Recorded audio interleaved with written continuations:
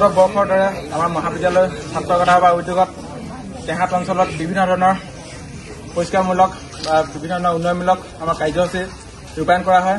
এইবাৰো আমাৰ ছাত্ৰ সভাৰ উদ্যোগত তথা আমাৰ শিক্ষাগুৰুসকলৰ উদ্যোগত আৰু প্ৰাক্তন ছাত্ৰ গোট আৰু টেঙাট অঞ্চলৰ সমূহ ৰাইজৰ সহযোগত আমাৰ এই স্বচ্ছতা অভিযানৰ আজি কাৰ্যসূচী সফল সমাপ্তি হ'ল আৰু অনাগত দিনতো আমাৰ সমূহ ছাত্ৰ ছাত্ৰী আৰু টেঙাট ৰাইজৰ সহযোগিতা পাম বুলি আমি আশা ৰাখিলোঁ আৰু এনেধৰণৰ কাৰ্যসূচী যাতে আমি টেঙাট অঞ্চলত কৰিব পাৰোঁ তাৰ বাবে সকলোৰে সহযোগিতা অনাগত দিনত আমি একান্তৰে কামনা কৰিলোঁ। ধন্যবাদ।